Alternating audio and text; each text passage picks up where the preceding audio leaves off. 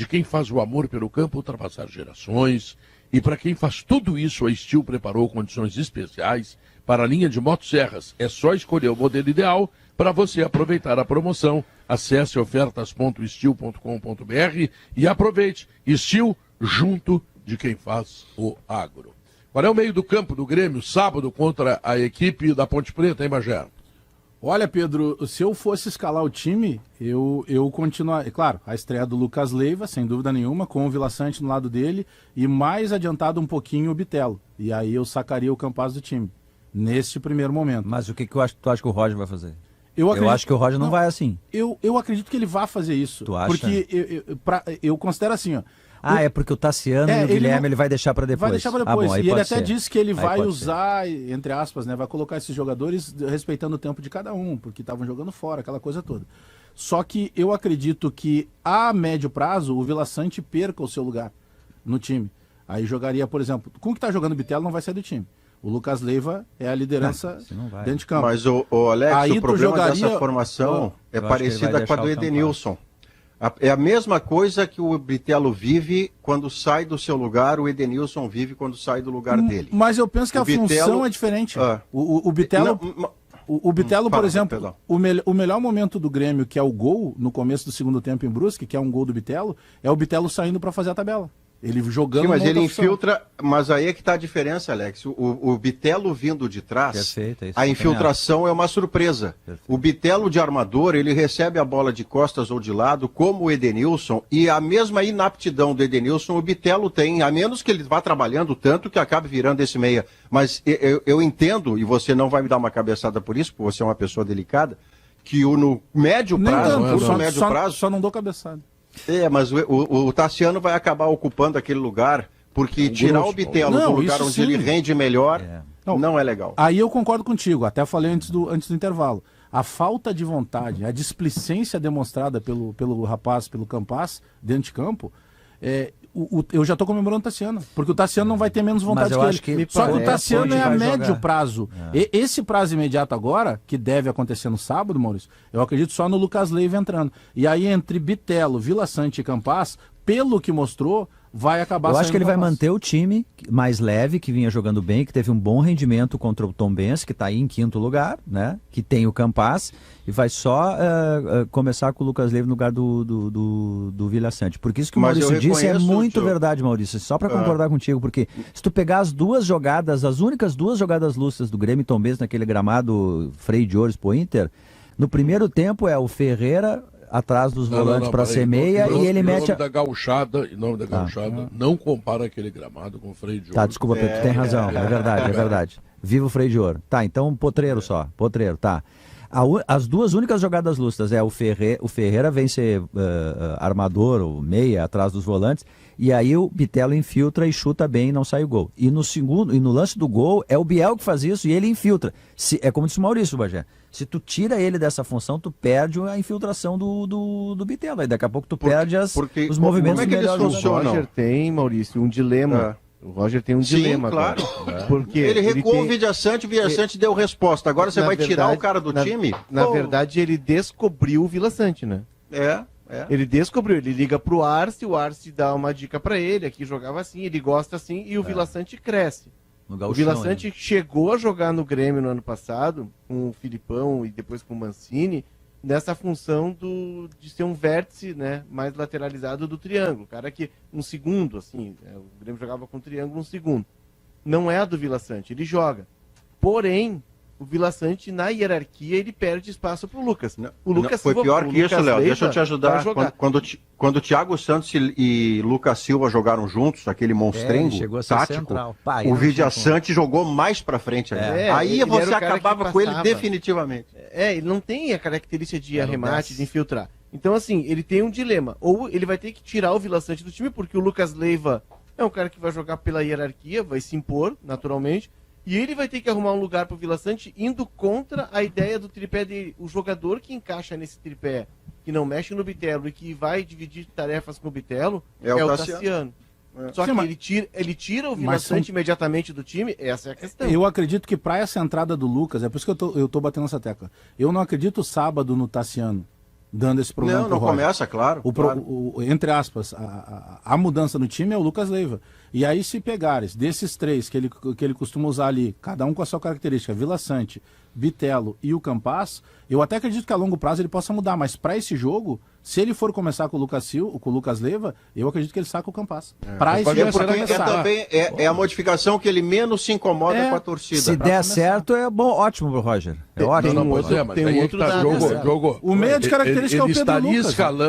Ele estaria escalando os 3 melhores jogadores. Todo mundo está concordando com isso. Não pode tirar o Vijaçante, o Lucas Leiva é o Lucas Leiva, e tem o Bitelo que está jogando muito.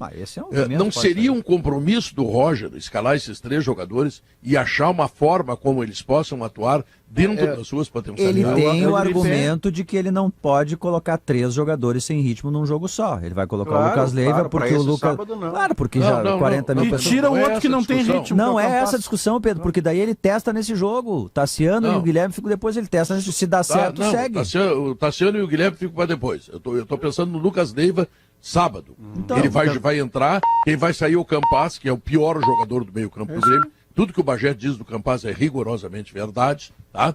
E aí ele bota o Lucas Leiva, Bitelo e o Vijaçante lá atrás. E acha um jeito de eles se posicionarem em campo a fim de que eles não percam suas potencialidades. Não é tarefa do treinador isso. Líder genial, inestimável grupo, é isso que eu estou dizendo. Ele tem a chance de, neste jogo, porque ele tem a ideia, o argumento de que ele não pode botar 3 caras que estão sem ritmo ao mesmo tempo. No banco, claro, daí testa, usa, se dá certo, ok, continua, perfeito. Eu só quero lembrar as senhoras e senhores do Conselho que nós já vimos esse tripé. A diferença era Lucas Silva sobre Lucas Leiva, mas este não era o problema lá na origem. O problema é que quando você tira o Bitelo do lugar, o Guerra toca muito nisso, quando à época o Bitelo fazia essa função com razão, você exige do Bitelo que ele não pode lhe entregar, que é uma armação constante de jogadas. Ele é infiltrador, ele e o Edenilson têm que funcionar da seguinte maneira. O zagueiro adversário diz, rapaz, o que o Bitelo está fazendo aqui? De onde é que ele veio? Ele vai fazer o que o Edenilson está fazendo na minha área? Que é onde é que ele veio? Quando eles já estão na frente, o Edenilson já está aqui, ele não sabe jogar de costas, vou marcar. O Bitelo já está aqui, ele não sabe jogar de costas, vou marcar. Mas ele vai resgatar o triângulo, Maurício. Ele vai resgatar o triângulo que lá no Gauchão tinha Vila Sante, Lucas Leiva e Bitelo, Lucas Silva e Bitelo. Esses Lucas vão nos enlouquecer. Se mas precisava ser atacado como foi pelo Inter e pelo Ipiranga, né? Só que aí, Maurício, tem um outro lado que a gente também precisa ver. O Bitelo joga pela esquerda, tá? Isso. E o Vila Sante sempre sai pela esquerda. Percebam que o Vila Sante é o cara que sai pouco pela direita. Então ele vai ter que adaptar o Vila Sante, que o Bitelo tu não mexe. Mas essa corda vai arrebentar no Biel. Ele vai fazer um meio-campo. Logo em seguida, não agora, no sábado, no domingo aí, não é? Ele vai fazer Lucas e Vila Sante, Bitelo e Tassiano. E vai jogar com 2 atacantes e liberando os laterais. Aí não, pior, mas é o que ele vai fazer. Ele vai fazer. Onde é que ele vai botar o Tassiano? Eu não acredito que piora, Maurício. Porque onde é que vai botar o Tassiano? As peças já são melhores. É impossível colocar ele como armador aí, como meia central. Não, mas parei um pouquinho. Esse meio-campo com os 3 o tripé, mais o Tassiano, e você abre mão do homem de frente, você não cria nem confusão. Tu não vai ter tripé, tu vai ter 2 volantes e 2 caras que vão chegar na frente, o Bitelo e o Tassiano. Mas o Bitelo vai sair do lugar de novo, Guerra. Não adianta você decidir que ele vai pra frente se ele não sabe fazer. A menos que tu encontre um armador. Não tem. Aí teria que ser o Pedro Lucas. Mas acho que o Roger quer jogar com 2 ponteiros. Não, vai jogar Biel e vai jogar com 2 ponteiros. O Roger não abre mão dos... São os 2 extremas, um armador e um centroavante. Acho que o Roger tem que lembrar de alguma então vai sobrar. Então, se ele quer jogar com 2 ponteiros, vai sobrar o Bitelo. Porque o Tassiano vai jogar. Não, o Bitelo não vai sobrar. O Tassiano vai jogar. Mas vem cá, ele vai botar o Tassiano de volante? Não, mas não sobra. Vai sair o Vila Sante? Claro que não. Tira o Vila Sante. Claro que não, ele não vai deixar um volante só. Mas tira o Vila Sante. Mas ele não vai deixar um volante só, ele não vai botar o Tassiano. Ele não vai botar o Bitelo lá atrás. Ele não vai botar o Bitelo lá atrás. Depois de ensinar o Bitelo a pisar na área do adversário, ele vai chamar o Bitelo e vai dizer, agora tu protege o Kahneman. Não, claro que não. Mas esse vai ser o dilema dele, e que eu considero um maravilhoso dilema, porque as peças já são melhores. Agora é o papel do Roger. Qualidade, agora é o papel do Roger. Agora entra da vida. Ele vai retomar o tripé. O tripé lá de trás. O tripé que ele foi campeão gaúcho. E que sempre faltou o cara do lado direito. Ele tinha um volante central na frente da área, um pelo lado esquerdo que era o Bitelo e o Lucas Silva que não se completava. ele tentou Gabriel Silva, ele até está mudando um pouco a forma de jogar, porque ele tentou o Campaz ali, não funcionou. Os meias atacantes do Grêmio, os extremas, chamem como quiser, o Biel e o Ferreira, eles vêm para dentro porque eles ajudam na marcação, na armação, eles costuram o jogo por dentro, eles acionam o Diego Souza e abrem os lados para o corredor para o lateral subir. Ele vai adotar um tripé e a dúvida hoje é Vila Sante ou Tassiano. Ele não pode tirar o Vila Sante do time. Porque tem mais um detalhe que a gente precisa lembrar, o Guilherme vai jogar também. Então o Biel disputa com o Biel. Aí o Guilherme disputa com o Biel. Exatamente, vai estourar no Biel. O Biel vai sair do time. Tudo bem, mas para entrar um outro ponteiro. Depende do jogo. Depende do jogo. Mas na Série B não há ninguém que obrigue o Grêmio a botar o tripé mais o Tassiano, Guerra. Não há nenhuma. Você vai jogar todas em casa contra os grandes agora. Eu sei, mas e aí? Mas e fora de casa, como é que faz? O Guerrinha, mas contra o Tombense você vai fechar? Não dá para fechar contra o Tombense? Mas como é que jogou contra o Brusque, Maurício? Sim, mas jogou mal, tentou botar o time mais frescor e não jogou nada. Jogou mal porque jogou atrás. Jogou mal porque jogou atrás. Exatamente. Entendeu? Ele sai daqui e diz assim, primeiro nós não vamos perder. O que ele pensa é isso, ele não está errado, ele traz ponto. O Guerrinha, mas o Roger, se estiver nos ouvindo, ou qualquer outra pessoa que vai passar por Roger, deve estar pensando o seguinte, não, mas peraí, agora é o Lucas Leiva, depois vai ser o Tassiano, e eu tô colocando essa ordem, pelo que a gente busca de informação, de que o Guilherme foi quase um negócio de ocasião, que deu certo, o time do Guilherme estava quase caindo lá, aí não caiu, ele já fez o pé de meia dele financeiro, surgiu a possibilidade de ele vir pro Grêmio. Porque, Guerra, para ele tirar o lugar do Biel, ele vai ter que entrar e fazer jogo perfeito. Não que o Biel o faça, é que o Biel é um jogador indicado pelo Roger, e o que esse moleque corre dentro do campo... Biel... Ele hoje vira lateral. Justiça se faça, né? Hoje ele tá dando uma resposta boa. Ele toma pancada, ele não tem medo de jogador adversário, a menos que o Guilherme entre voando. Não, que ele tem uma vantagem. O Biel, ele tem uma vantagem em relação ao Guilherme. O Biel faz com mais naturalidade essa ideia que o Léo referiu, de recuar atrás dos volantes e ser um armador e dar assistência, tanto que o gol do Bitelo é um passe do Biel, ele faz isso com mais naturalidade. O Guilherme é mais ponteiro, ele é um cara mais agudo de fato. Nessa aí eu tô com o Léo, o Guilherme é mais operado. Eu acho que o Roger vai fazer isso. Biel. Eu acho que o Roger vai fixar o Lucas Leiva e aí vai jogar pela direita com o Tassiano, com o Bitelo pela esquerda e 3 atacantes. Acho que ele vai fazer isso. Eu não sei se ele vai trocar imediatamente. Não sei se vai dar certo, mas ele vai fazer. Acho que é o que ele quer fazer. Talvez ele não troque imediatamente, vá colocando aos poucos, mas o time que aponta para o futuro é esse. E se a gente for lembrar no jogo aqui de Porto Alegre contra o Tombense, acho que foi contra o Tombense, o Biel e alguns outros jogos anteriores, o Roger tem usado até o Biel, quando ele faz as mudanças entre o Elias, geralmente, ele puxa o Biel para o meio. Ou o Biel ou o Ferreira, um deles já fica pelo meio. Por quê? Porque eles têm essa característica de costurar o jogo por dentro, de dar o suporte. Mas aí ele bota o Janderson e o Bagé tem um ataque. Foi contra o Brusque, o Léo. Contra o Brusque ele fez isso. Entrou o Janderson na direita e o Biel veio para dentro. Isso aí. Não, mas o Janderson agora fica automaticamente virando terceira opção, Léo, porque o Guilherme com o Biel, o Guilherme, na verdade, é opção antes do Janderson para as duas extremas, pro Ferreira e pro Biel. Mas vamos partir do princípio que o Grêmio contratou 3 jogadores para reforçar o time, não para reforçar o grupo.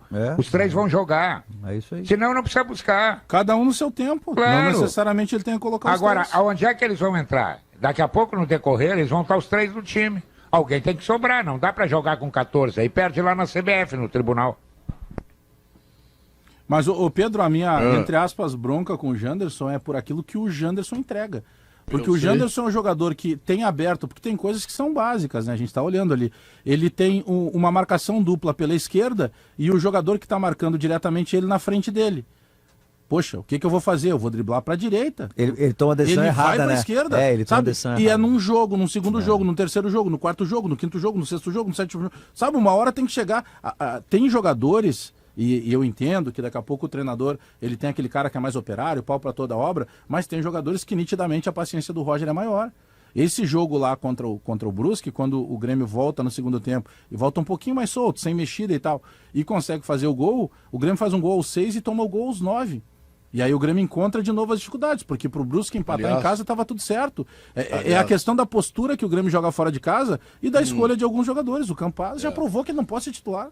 Por falar em escolha, tem uma similaridade entre o Mano e o Roger. O Mano pelo David e o Roger pelo Janderson.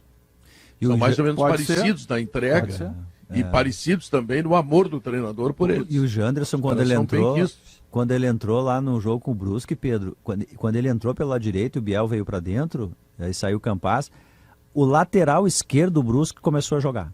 Observa, começa a bola no Ayrton, o Ayrton lateral esquerdo, ele começa a chegar no fundo e cruzar, quer dizer, ele não dá resposta nem ofensiva, porque toma sempre a decisão errada, o Janderson, talvez melhore, mas nesse momento não está dando, e ele parece que não consegue contribuir nem para a hora de defender. E quanto à Ponte Preta... então eu não vejo essa entrega tática dele. Volta o Nicolas, né? Porque não jogando o Diogo Barbosa já é um alívio. O Nicolas dá um suporte na volta do intervalo, Pedro. Vamos tratar o Inter está mexendo profundamente no grupo, hein? 5 jogadores, o quinto, Bosquilha, está por sair no primeiro dia da janela, nos primeiros dias da janela. E o jogador da Frigelar, olha aqui, na Frigelar, Paixão tudo, tá? Toda a linha de ar-condicionado comercial, residencial, eletros, além de tudo que você precisa em peças de reposição. Acesse agora o site frigelar.com.br. O Grupo IES apresenta Renault Kwid com taxa zero, emplacamento total grátis, 4 anos de garantia, tá? E ainda 3 revisões inclusas. Tudo isso no SUV dos compactos mais econômico do Brasil. A gasolina tá cara? Tá para quem não tem o Kwid da IESA, né? Você sabe por que o vinho Aurora Reserva já ganhou diversos prêmios? Porque é um vinho que entrega uma verdadeira experiência do melhor vinho da Serra Gaúcha. A dica, então, é começar com Chardonnay. E aí, bom, quero lembrar que o Chardonnay recentemente recebeu a medalha de ouro na França e em Portugal. A Aurora Reserva, ele é feito para você. Nós vamos ao intervalo comercial, voltamos em seguida. Este é o Sala de Redação.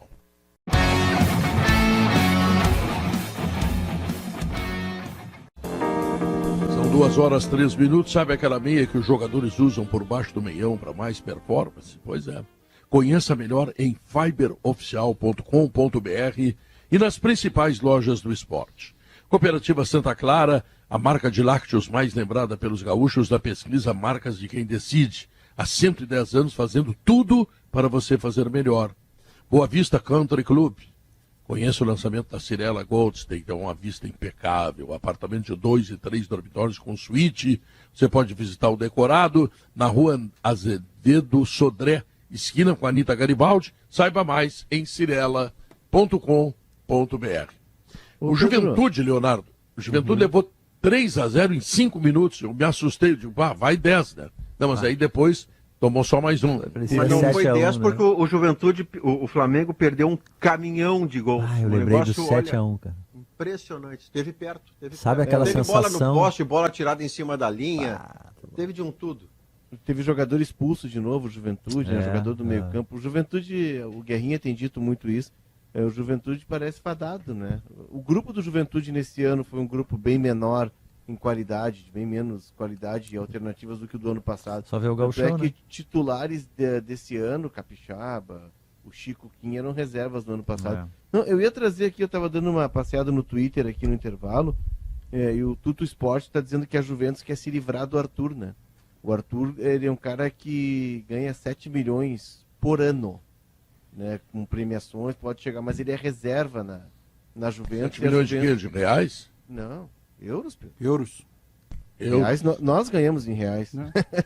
Não 7 milhões. Maurício ganha 7 milhões. Nem tu trabalha em reais mais, Pedro, porque conversa é... Ô, Guerrinha, olha o salário do Arthur, 25 mil euros por dia.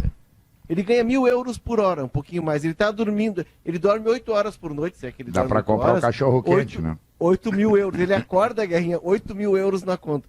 E a Juventus quer passar. E aí na matéria do Tuto Esporte, fala ali que o Grêmio estaria de olho num retorno dele, por empréstimo e tal. Mas o Arsenal e a Roma, a Juventus está tentando contratar o Zaniolo da Roma. Ele poderia entrar no negócio. O Arsenal, que tem o Edu Gaspar, estaria de olho também. Mas o fato é que o Arthur não aconteceu na Europa, né? São duas coisas que eu lamento no time campeão da Libertadores 17, Léo. Luan e Arthur. Vai me acompanhar nisso. O Luan...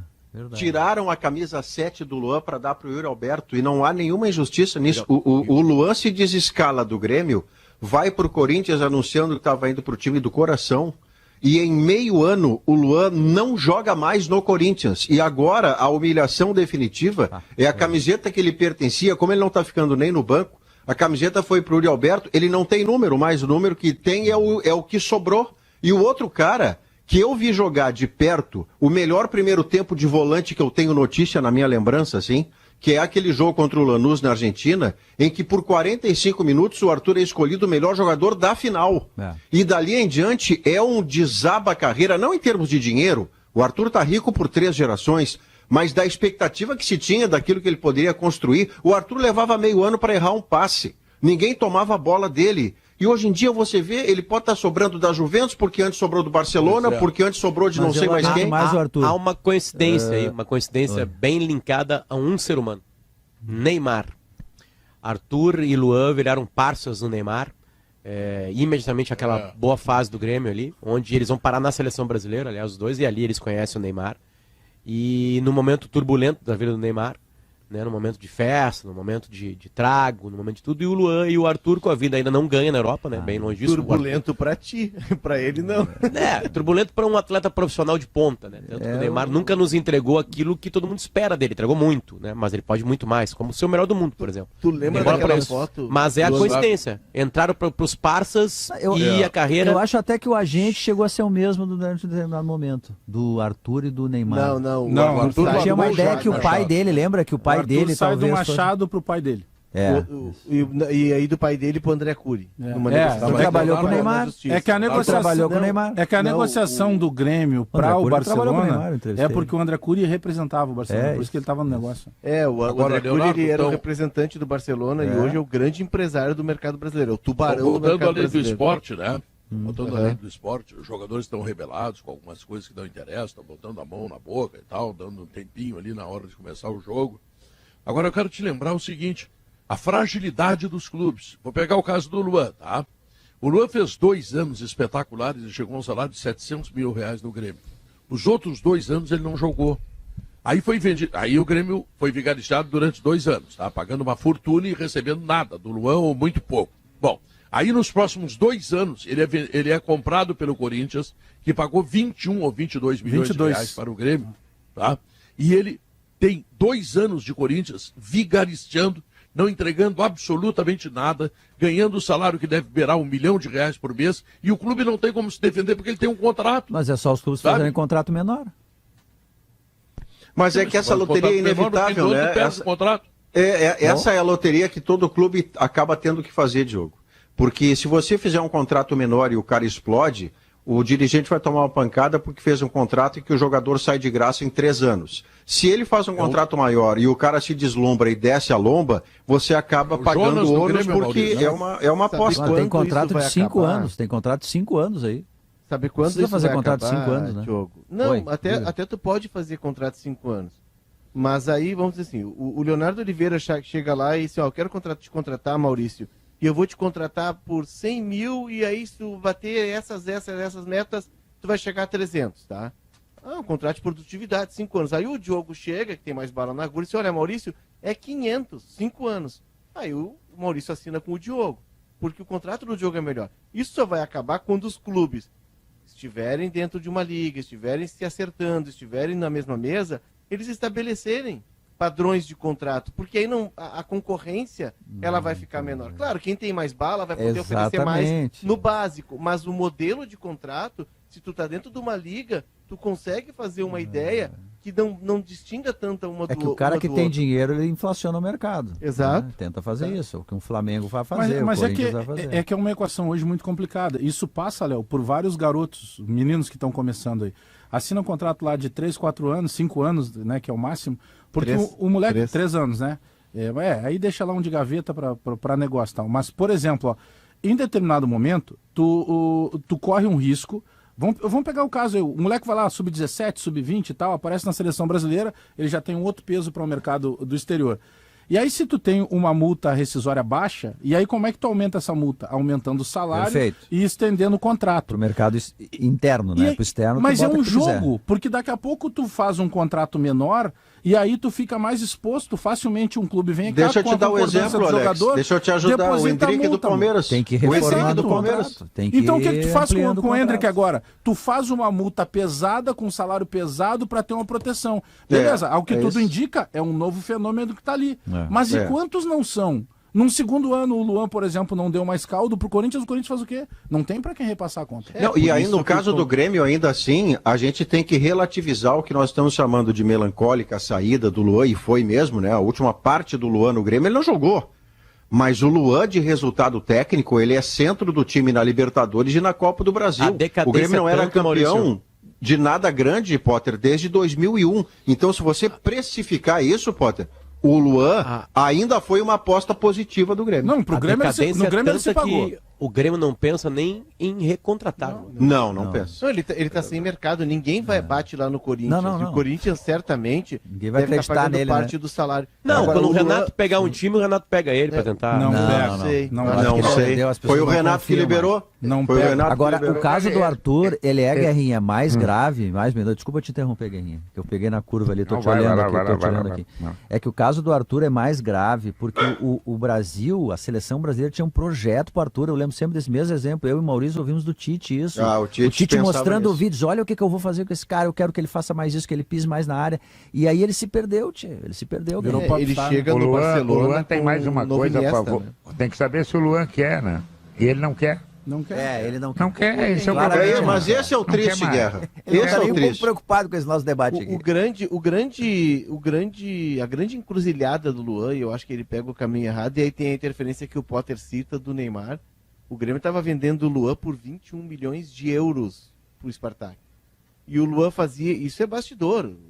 Acho que vocês também têm conhecimento. O Spartak, ele fazia uma exigência. Eu quero uma chuteira com trava de lado do Spartak, nós vamos dar. Eu quero o cabelo com gel pro lado esquerdo do Spartak, nós vamos dar. Ele dizia que tu é Barcelona, né? Claro. Chegou um momento que o Spartak chegou a 21 milhões de euros. Ele não queria ir, né? E aí o Neymar disse, não, tu tem bola para jogar, o Neymar e o Gabriel Jesus, que eram amigos dele. Tu tem bola para jogar em outros mercados, na Espanha, na Inglaterra. O Spartak levou o Pedro Rocha. E aí ele disse não pro Spartak. Levou o Pedro Rocha. E aí o Grêmio ficou sem a venda. Mas eu acho, não que o Potter tenha. Me lembro o Bagé aqui na RBS, viu, Diogo? Pediu para ir a Brusque. Se não me mandaram, é Brusque, eu peço demissão. Aí eu tava lendo uma notícia aqui. Vai lá. Que negociação? Diz que o empresário do Arthur é o Federico Pastorello. E que é um. Então já tem um lado lá fora. E que esse seria um dos representantes da empresa do pai do Neymar, a NN. Eles têm uma relação. Ele está linkado ao Neymar de alguma maneira. Eles têm uma relação. Enfim. Mas atrapalha demais. O Arthur é dentro do campo. Não, dentro do campo, claro. Claro, o Neymar é a culpa, né? Não, quando eu falo Neymar, eram as festas. Era diretamente jogador e a... Porque o Neymar tava com a vida ganha. Mas o Neymar ganhou o Libertadores. Não faziam festa sem o Neymar, Mundial, se não tivesse o Neymar, não ficava. Como é que é o Guerrinha na missa? Não, mas o Neymar, digamos que deu um curso de pós-graduação festiva. Bom. É que o Neymar botou na cabeça dos meninos algo que era como se fosse certeza. Luan, não vai para o mercado do leste europeu, porque tem bola para jogar nos principais da Espanha, nos principais da Itália, quem sabe na Premier League. Isso não aconteceu. Como o Arthur ele teve um salto maior, porque ele vai direto para o Barcelona, e quando ele cai do Barcelona, ele cai para a Juventus. Ele cai de treinar com o Messi e passa a treinar com o Cristiano Ronaldo. Ele não botou isso na cabeça, tem outra coisa, né?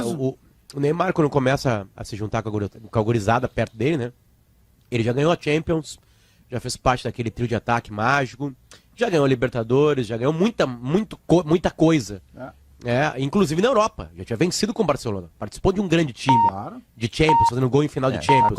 Neymar tem gol na final de Champions e na final de Libertadores América. Mas será que ele vai fazer desta Copa dele, hein, Potter? O que ele já ganhou, o Neymar é brincadeira. Aparentemente nos treinos do Paris Saint-Germain ele tá muito focado, né? Tem um monte de notícias, diz que o Mbappé mandou ele embora e todos os vídeos ele tá junto com o Mbappé. Ele tem chegado mais cedo, né, Potter? Tem chegado mais cedo, também tem relatos. Que ele tem dormido mais tarde. O problema era o despertador. Ele tem dormido mais tarde, esse é o problema.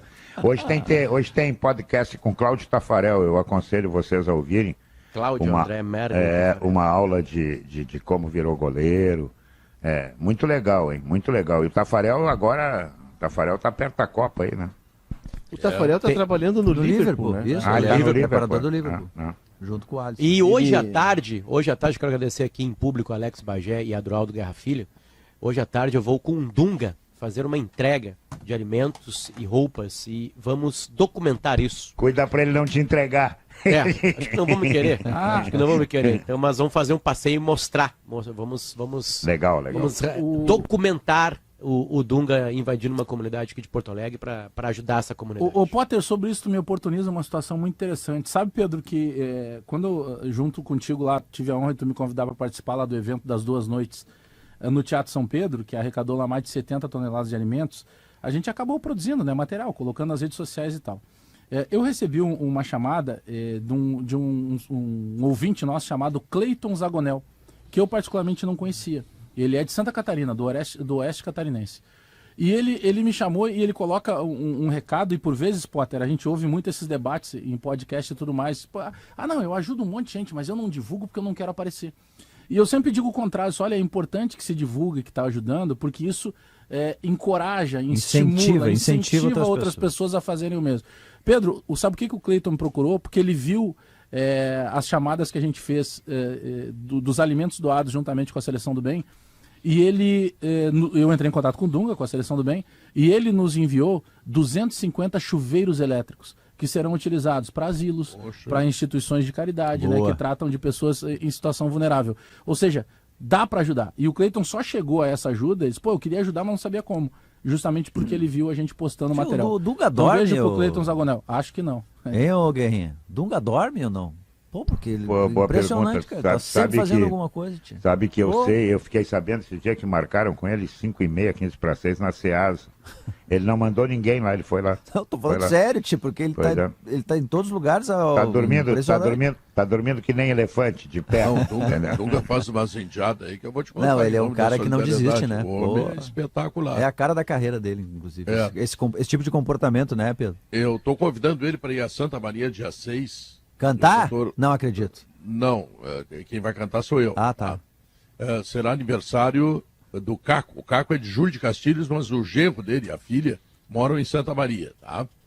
E eles querem montar um processo de ajuda à Seleção do Bem número 8. O doutor Rafael e a esposa dele, a Alessandra, assistiram o show que nós fizemos ali no Teatro São Pedro, Bagé, e ele ficou vivamente tocado pela possibilidade de ajudar. E como ele não sabia exatamente como, mais ou menos esse processo que tu trouxeste há pouco aí, Bagé, ele fez o seguinte, ele quer levar o Dunga lá, já vai convidar uns fazendeiros, amigos, cara que tem grana lá, para já começar a espalhar solidariedade. Então vamos ver se o Dunga não tiver compromisso, e ele vai a Santa Maria, tu não pensa que não, ele sai às 6 da manhã de casa, vai lá, toma café, almoça e volta. Se tu convidar ele para cantar, ele periga cantar.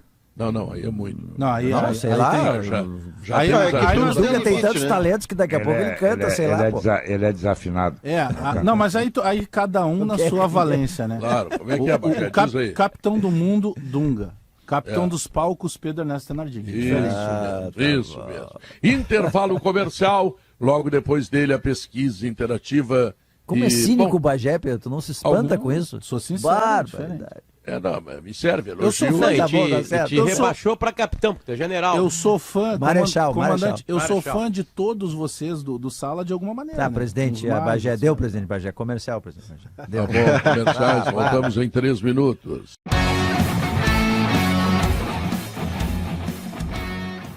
Resultado da pesquisa interativa, torcedor colorado, como você avalia o empate diante do São Paulo?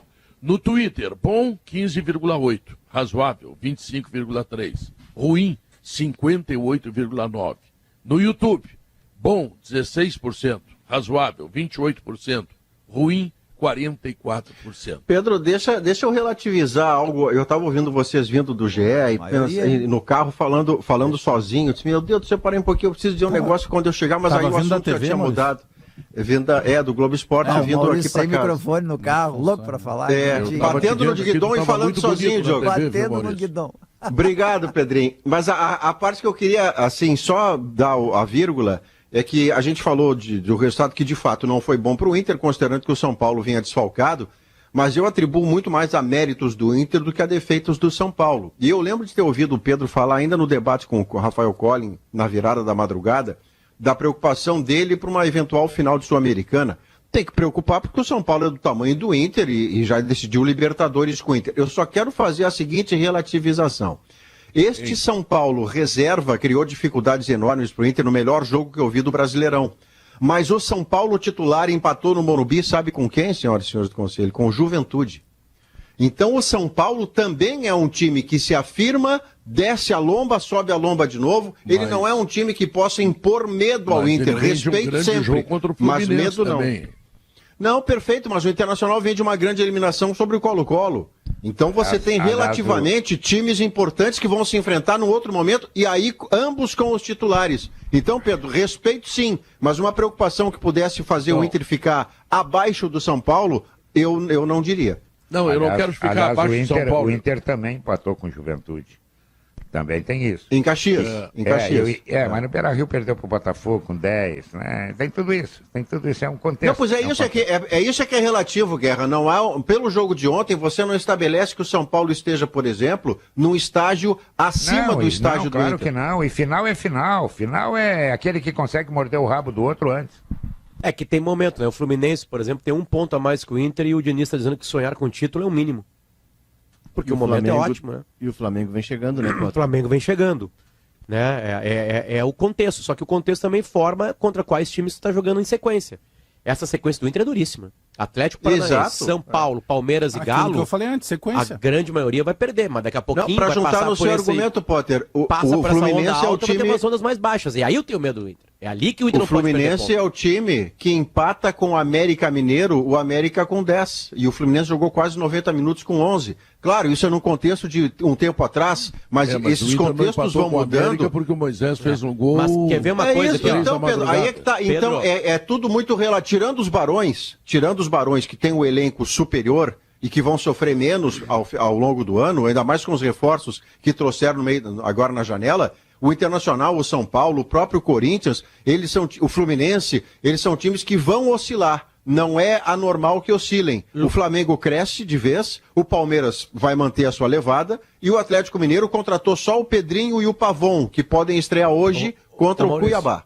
O Inter pega o Fortaleza depois entre os jogos do Melgar, vai logisticamente reserva para lá, né?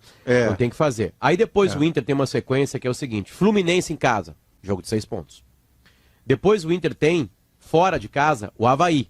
Dá para ganhar do Avaí, né? Você tá sonhando com alguma coisa alta? Ó o Guerreiro, hein? Ó o Guerreiro pode. Depois o Inter tem o Juventude em casa. Então já tem o Avaí e o Juventude na sequência. Certo? Depois o Inter tem o Corinthians, Pedreira. Aí vai avançando. Cuiabá em casa. Atlético Goianiense fora. Bragantino em casa. Santos em casa. E aí vai dar uma aliviada. Aí depois tem o Flamengo no Maracanã. Então o campeonato tem esses momentos de aperto e não aperto. O problema é que tem um aperto atrás do outro agora aí. E por enquanto não perdeu. Tem 2 derrotas no Brasileiro. O Potter, com o bom humor dele, ele trabalha com a ideia de que o Inter contra os grandes... Bom humor e estatística, né, Léo? Bom humor e verdade, né? E o que acontece no mundo real. Trabalhamos com a verdade. Esse jogo com o Flamengo tá pelado já. O Potter dorme Acabei de botar 50 pila na KTO pro Inter ganhar do Palmeiras. O problema, e o Potter aí tem razão, é quando o Inter precisa propor jogo, quando ele precisa ser predominante, ele tem dificuldade. 3 jogos o Inter teve mais posse de bola no Beira-Rio. Avaí, Atlético Goianiense, eu vi no Footstats agora um pouquinho no Twitter, assim. Contra times menores, né, no sentido de camiseta e também títulos, né. Que empate, contra os outros times, com o Atlético. América. É por isso que o Inter tem 2 derrotas no campeonato, porque o Inter América foi no preza se defender. Foi a mesma ideia. É difícil de ganhar do Inter. Tem um turno atravessado agora aí, a última partida contra o Palmeiras, e pode perder, beleza. Fechar um turno com 3 derrotas, interessante, né? Por um time que tava fadado a cair pra segunda divisão. Mas se tu empata muito, tu acaba fazendo campanha de G. Não, campanha que tá. De título. Mas é que eu acho que a campanha do Inter não é pra título. Eu queria mais meia hora. Queria mais meia hora. Senhoras e senhores, até amanhã. Quero mais meia hora. Em seguida vai ter mais tempo, tá? Beijo, Pedro. Que animar a todos. Ô, Pedro Ernesto, não, que isso. Desejo de vocês é uma ordem. Querem mais meia hora? Eu dou mais meia hora. Deixa pra mim que eu vou resolver isso agora. Querer tô saindo daqui, eu vou resolver. Você diria que querer é poder, é isso? Não, poder não é pra todos. Deixa que eu vou falar com quem resolve. Eu quero saber do meu prefeito virtual. Prefeito virtual tá aqui. Aliás, Kelly, antes de começar o Gaúcha Mais, deixa eu fazer uma pergunta pro Bagé. Fecharam mais uma cota aí? Tem... Sim, ontem eu tava na estrada. Me interessa essa lista também, né? Eu já falei. Aí é que tá. Eu disse, né? Tinha 2 Pix pra bater. Um já caiu. Da Fruc já caiu. Bagé, então, fechando. Bagé. Olha a cor da minha camiseta, Bagé. Fechando os 2. Fechando mais um Pix, vão 15. Mas já tem 12. Tá, mas a parte que me interessa, vai ou não vai, Bagé? Não, o Gabar tá na lista. Ufa. O Gabar tá na lista. Não, é dúvida. O Pedro tá na lista, o Zé Alberto Andrade tá na lista. Tudo é dúvida. O Thiago Cirqueira, obviamente. Beijo, Thiago. Tá na lista. Saudade de ti, Thiago. O Maurício tem? Alice? Maurício tá na lista, a Alice tá na lista. Aí eu já tenho 6. Esses estão garantidos na lista. Tem que ter um cinegrafista aí da RBS TV. Vai cinegrafista da RBS. Tá. Eu sou tipo o Luan. Eu tive chance de ir pra outra Copa. 2 técnicos de rádio já são 9. Aqui já tem 9. Isso aí é que nem Campeonato Brasileiro, já começa com G6 e vai aumentando, G8, G9. Mas depende G10. do Pix, falta um ainda. Se chegar o Pix, aí vão 15. Aí... Acho que mais gente do Sala vai daí, Pedro. Esse Alex vai voltar o troço. Se fechar mais um Pix, vai até o cara da Ruder aí da porta. Eu quero fazer o alemão tem que ir, Pedro, leva o alemão. Alemão, não. Primeiro eu quero falar Pedro, com o prefeito virtual. Vamos fazer um sala do deserto. Quando é que eu poderia almoçar contigo no segundo piso do mercado público, meu prefeito virtual? Vamos poder almoçar. No segundo piso do mercado público.